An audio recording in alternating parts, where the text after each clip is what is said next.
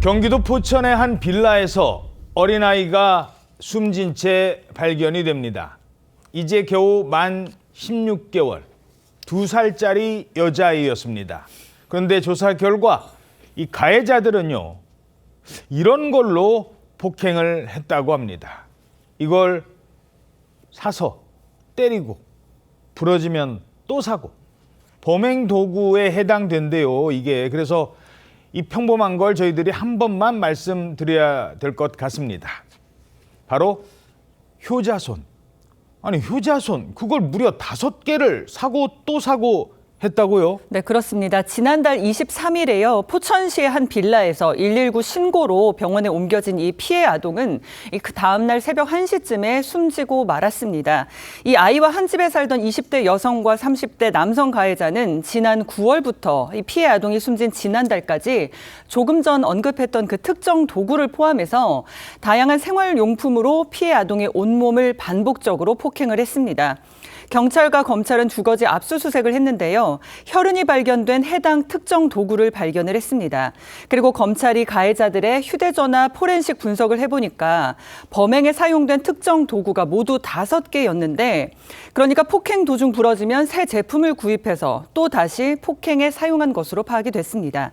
가해자들은 피해 아동의 머리를 밀쳐서 벽이나 대리석 바닥에 부딪히게 하는 방식으로도 이 아동에 대해서 학대를 가한 것으로 조사가 됐습니다.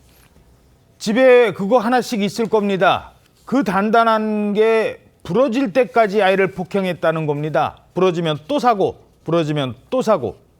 가장 놀라운 점은 이 가해자들, 바로 아이의 부모였습니다. 법정에서 혐의 인정하셨나요? 숨진 아이한테 하실 말씀 없으십니까? 개랑 놀다가 다친 거라고 진술하셨어요? 신고는 왜 하셨습니까? 아이 이전에 병원에 안 데려가셨어요? 억울하신 또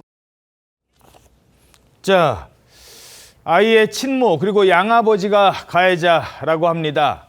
근데 저 질문 과정에 그런 질문을 어떤 기자가 했대요. 아이 엄마한테 개랑 놀다가 다치신 거라 이렇게 진술을 했다고요? 라고 질문을 했어요. 어떤 내용입니까? 예, 수사 초기에 가해자들은 피해 아동의 몸에 남은 상처에 대해서 반려견과 놀다가 다친 것이다라고 책임을 떠넘겼습니다. 그러나 조사 결과 이 반려견은 몸무게가 약 1.5kg밖에 안 되는 소형견이었고요. 사망에 이를 정도로 상처를 낼 수는 없는 것으로 확인됐습니다. 이렇게 반려견들에게 떠넘길 수가 없게 되자 이후 이들은 서로에게 책임을 떠넘기게 됩니다. 자신이 아니고 상대방이 피해 아동을 상습적으로 폭행했다 이렇게 주장을 한 건데요. 그러면서 자신의 범행을 부인했습니다. 다만 이 자신이 아니고 상대방이 이제 피해 아동을 폭행했다고 하면서 상대방의 학대 행위에 대해서는 아주 구체적으로 진술한 것으로 전해졌습니다. 영장 심사 받기 위해서 법원에 출석한 양아버지에게도 질문이 쏟아졌습니다. 계획적으로 범행하신 건가요? 혐의 인정하십니까? 왜 죽이신 거죠? 아기가 사망할 거라고 생각 못 하셨어요? 어떻게 자식 학대에 죽이십니까? 안 부끄러우세요? 양아버지와 친엄마. 근데 이 엄마라는 사람이요, 그래놓고도 임신을 또 한 상태라고요? 그렇습니다. 두 사람이 현재 사실혼 관계고 현재 친모가 임신 상태로 밝혀져서 더 충격을 주고 있습니다. 경찰에 따르면 친모는 작년 6월에 이 피해 아동을 출산을 했고 사실혼 남편과는 그해 여름부터 만나서 11월부터 함께 살기 시작한 것으로 알려지고 있습니다. 그런데 그렇게 같이 살기 시작한 지 10개월이 지난 시점에서 지난 9월부터였죠. 피해 아동을 폭행하기 시작을 한 겁니다. 학대가 심해서 아이의 전신에 피하 출혈이 발생했음에도 불구하고 병원에 데리고 가지 않고 아이를 주거지에 혼자 두고 무려 20번 넘게 외출하기까지 했습니다.